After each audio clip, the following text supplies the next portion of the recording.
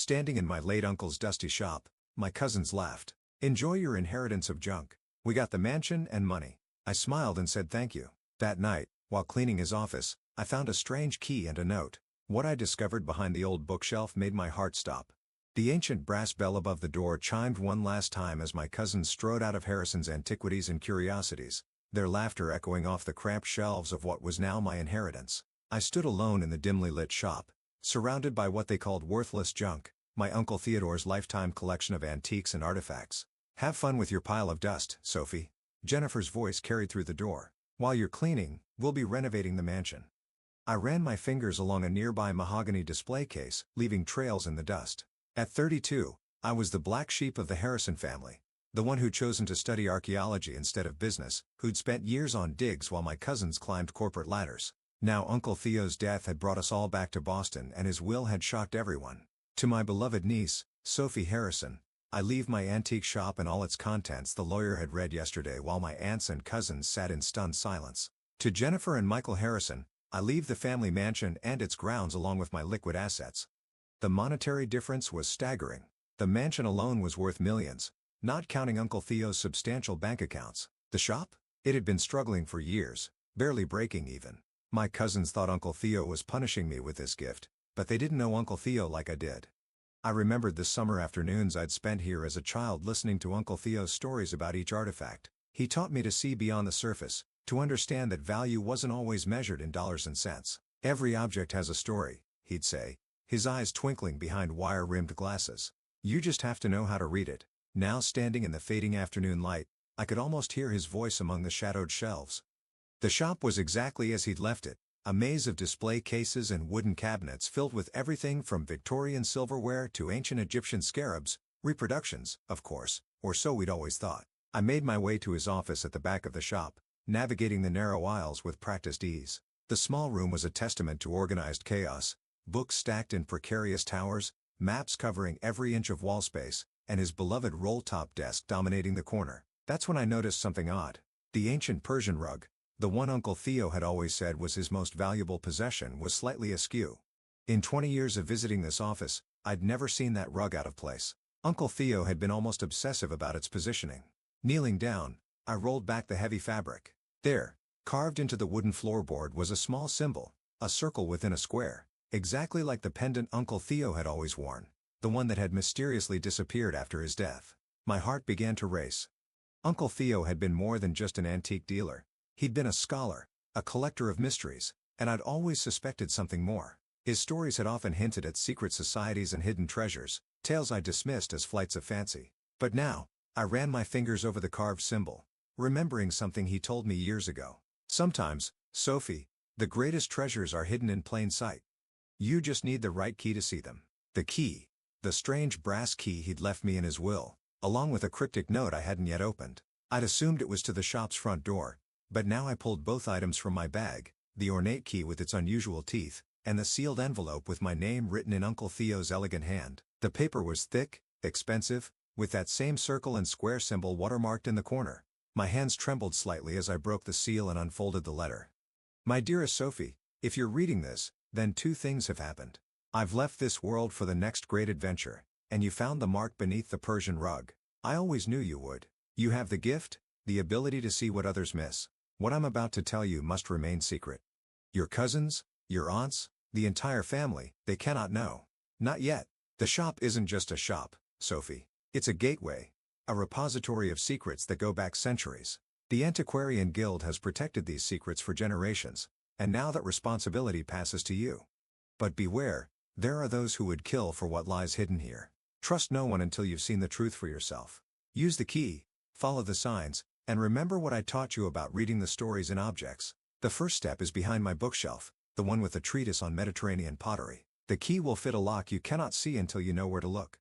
All my love and all my trust, Uncle Theo. P.S. If Jennifer and Michael are being their usual charming selves about the inheritance, don't let it bother you. They have no idea what they've missed.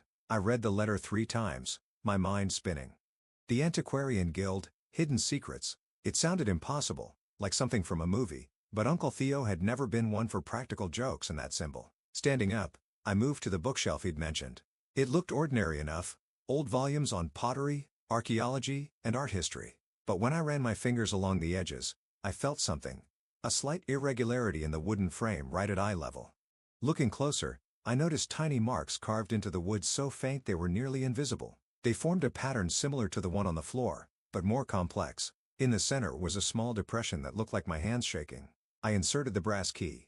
It fit perfectly. But before I could turn it, I heard voices outside the shop. Loud, angry voices. Through the office window, I saw 3 men in dark suits examining the shop's facade. They weren't family and they definitely weren't customers. "The old man's dead," one said, his voice muffled through the glass. "If it's here, now's our chance." I froze, the key still in the lock. Uncle Theo's warning echoed in my mind. There are those who would kill for what lies hidden here. The bell above the shop door chimed. They were inside. I had seconds to decide, turn the key and step into whatever mystery Uncle Theo had left for me or face the men who were even now making their way through the shop. The key turned silently in the lock and everything I thought I knew about Uncle Theo, about my inheritance, about reality itself was about to change forever. Because what I found behind that bookshelf would not only solve a centuries-old mystery, but would also put me in the crosshairs of people far more dangerous than my spoiled cousins. People who would stop at nothing to claim what Uncle Theo had protected for so long. But I'm getting ahead of myself. To understand what happened next, you need to know about the summer I turned 12 when Uncle Theo first showed me the secret language of symbols hidden in everyday objects, when he first hinted at the true purpose of his little antique shop. And most importantly, you need to know about the ancient society that had been watching our family for generations, waiting for someone like me to finally unlock the truth. The bookshelf swung silently inward, revealing a narrow passage that shouldn't have existed in a building I thought I knew by heart. Behind me, heavy footsteps approached the office. I slipped through the opening, pulling the shelf close just as shadows appeared under the office door. The passage was pitch black for a moment before soft lights activated along the floor, revealing a metal staircase descending into the earth. The air was cool and dry, carrying a faint scent of old paper and something else, something ancient. Above, I heard muffled voices in Uncle Theo's office. "Search everything." The old man must have left some clue about the collection's location. I descended the stairs as quietly as possible, counting the steps. 27. Uncle Theo's favorite number. At the bottom, I found myself in a room that defied belief.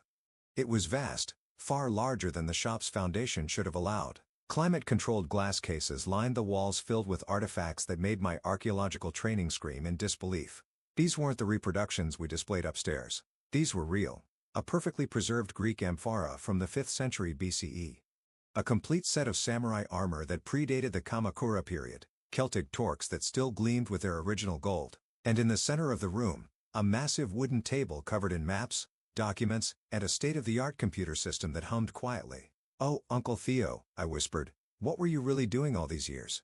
On the table lay a leather-bound journal recently used. I recognize Uncle Theo's handwriting. Final entry. "They're getting closer. The Brotherhood thinks the collection is just artifacts, but they don't understand its true purpose. Safi will figure it out. She has the gift just like her grandmother did. The pattern in the Byzantine mosaic will lead her to." The entry ended abruptly. Next to the journal sat an old photograph I'd never seen before. Uncle Theo, decades younger, standing with a group of distinguished-looking people in front of an ancient temple. They all wore pendants with a circle and square symbol.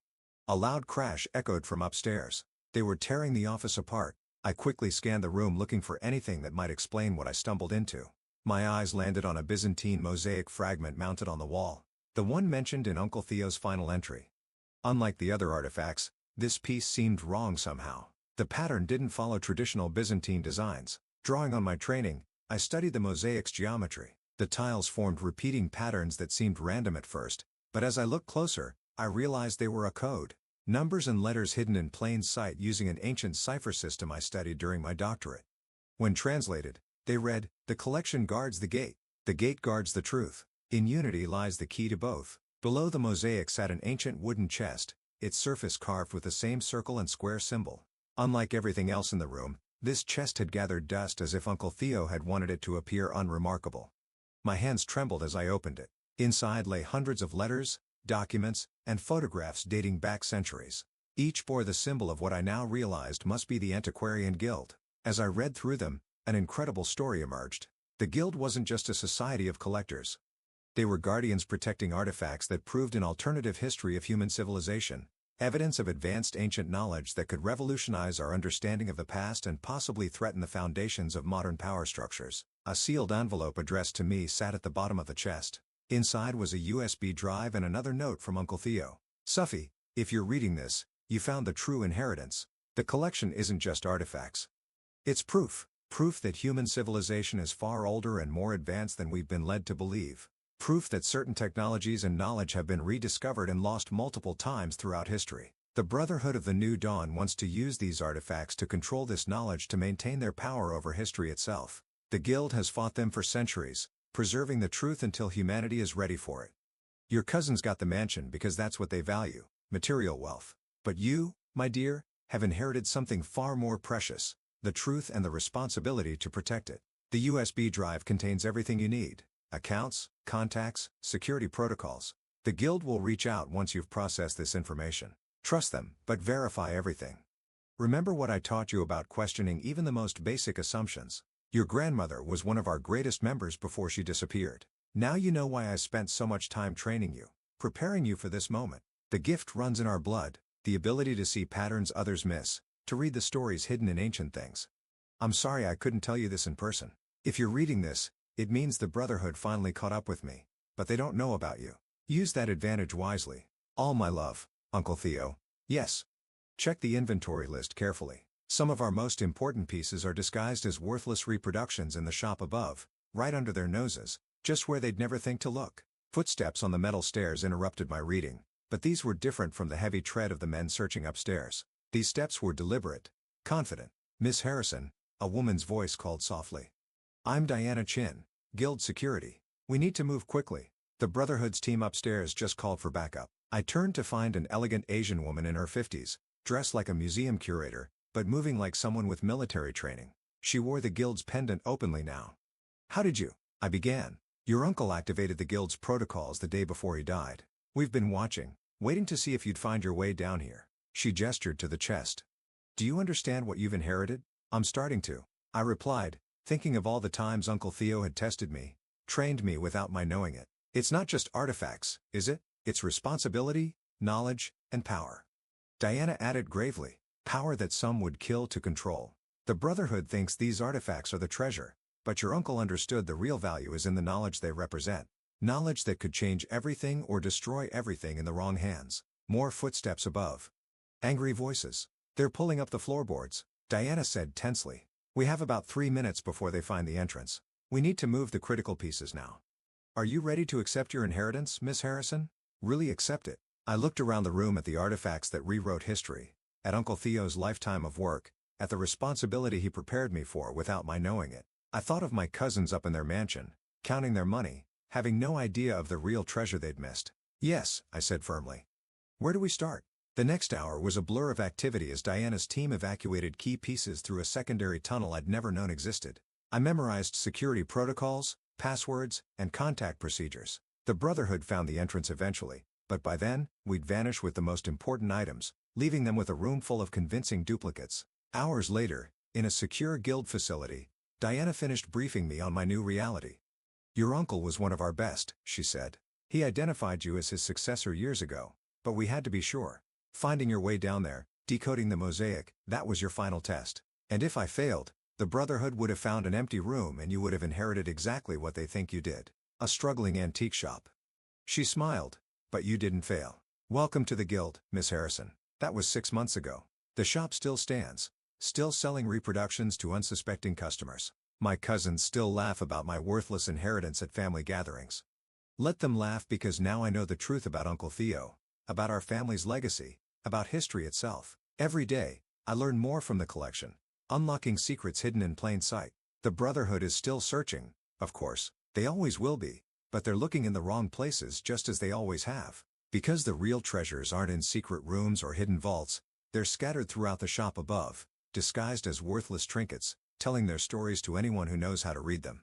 Uncle Theo taught me well, value isn't always what it seems. Sometimes the greatest treasures are the ones others overlook, and sometimes the most important inheritance isn't what you get, it's what you become. Last week, a young girl visited the shop with her parents. While they browsed the expensive items in the front, she lingered by a dusty shelf of reproductions, studying their patterns with unusual intensity.